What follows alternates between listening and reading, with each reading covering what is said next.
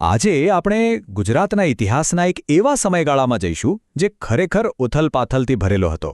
આ એ સદી હતી જ્યારે દિલ્હી સલ્તનતનો એક પ્રાંત એટલે કે આપણું ગુજરાત પોતાની અલગ ઓળખ બનાવીને એક શક્તિશાળી સલ્તનત તરીકે ઉભરી આવ્યું. ચાલો આ રસપ્રદ સફર શરૂ કરીએ. તો આખી વાત સમજવા માટે આપણે આ 4 મુખ્ય તબક્કાઓમાંથી પસાર થઈશું. આપણી વાર્તાની શરૂઆત થાય છે 14મી સદીના પ્રારંભમાં. એ સમયે ગુજરાતમાં સ્થાનિક હિન્દુ શાસકોની સત્તા લગભગ પૂરી થવાની અણી પર હતી. તો વર્ષ હતું 1304.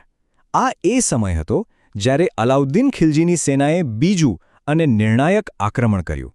આ હુમલાએ બધું જ બદલી નાખ્યું. ગુજરાતમાં સ્થાનિક શાસનનો હંમેશા માટે અંત આવ્યો અને દિલ્હી સલ્તનતની સત્તા કાયમ માટે સ્થાપિત થઈ ગઈ. પણ એનો અર્થ એ નથી કે રાજવી પરિવારનો અંત આવી ગયો. ના, એવું બિલકુલ નથી. ભલે એક રાજકુમારને પકડી લેવાયો અને બીજાનું મૃત્યુ થયું, પણ બાકીના 2 રાજકુમારોએ એમણે તો નવા રજવાડા સ્થાપ્યા. એકે છોટાઉદેપુરમાં અને બીજાએ દેવગઢ બારિયામાં. અને આ રાજ્યો સદીઓ સુધી ચાલ્યા. તો હવે ગુજરાત દિલ્હીનો પ્રાંત બની ગયું. ચાલો જોઈએ કે દિલ્હી સલ્તનતે આ નવા અને સમૃદ્ધ પ્રાંત પર શાસન કરવાનો પ્રયાસ કેવી રીતે કર્યો. ખિલજી શાસનનો આ સમયગાળો છે ને, એ ખરેખર 2 અલગ અલગ ભાગમાં વહેંચાયેલો હતો. પહેલાં સ્થિરતા હતી, પણ પછી તો એવી અરાજકતા ફેલાઈ કે વાત જ ન પૂછો. શરૂઆતમાં અલ્પખાન આવ્યો, પણ એના ગયા પછી તો જાણે સુબાઓની આવન જાવન જ લાગી રહી. અને આ તફાવત ખરેખર જોવા જેવો છે. જુઓ, એક તરફ અલ્પખાન હતો જેણે લગભગ 1 દાયકા સુધી શાંતિ જાળવી રાખી.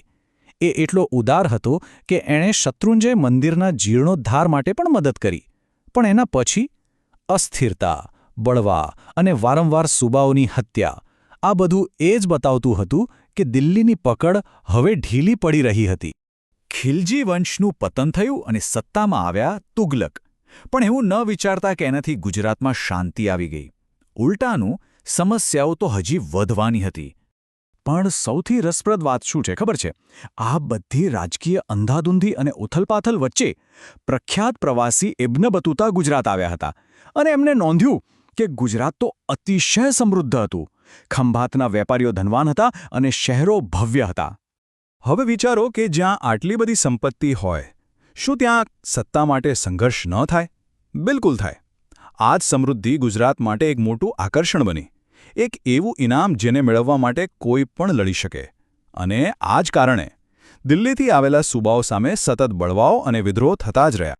પરિસ્થિતિ એટલી બધી વણસી ગઈ હતી કે દિલ્હીના સુલતાન મોહમ્મદ તુગલકને પોતે સેના લઈને ગુજરાત આવવું પડ્યું.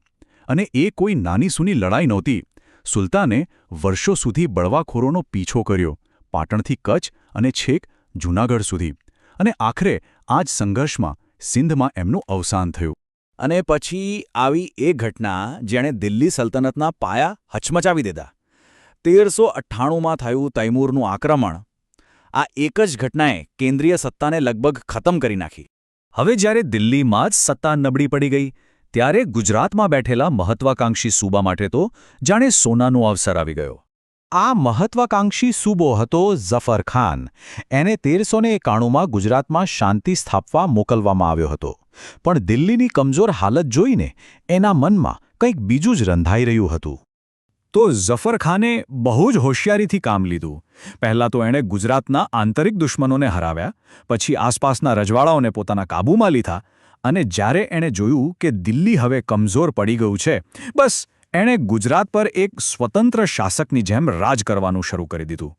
અને આખરી ઘા તો ત્યારે વાગ્યો જ્યારે દિલ્હીનો ભાગેડો સુલતાન પોતે મદદ માટે ગુજરાત આવ્યો.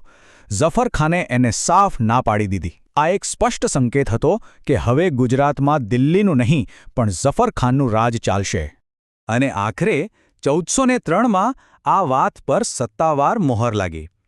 ઝફર ખાનના દીકરા તાતાર ખાને પોતાની જાતને સુલતાન જાહેર કરી દીધો અને ગુજરાત સલ્તનતની ઔપચારિક સ્થાપના કરી. આ સલ્તનત આવનારા લગભગ 170 વર્ષો સુધી પશ્ચિમ ભારતની એક મોટી તાકાત બની રહી. તો આમ એક સદીની અરાજકતા અને સંઘર્ષ પછી ગુજરાતમાં એક નવા અને શક્તિશાળી રાજ્યનો ઉદય થયો. આ વાર્તા આપણને એ વિચારવા પર મજબૂર કરે છે કે કેવી રીતે કેન્દ્રીય સત્તાની નબળાઈ હંમેશા પ્રાદેશિક શક્તિઓને જન્મ આપે છે. ઇતિહાસમાં આ ક્રમ વારંવાર જોવા મળે છે ખરું ને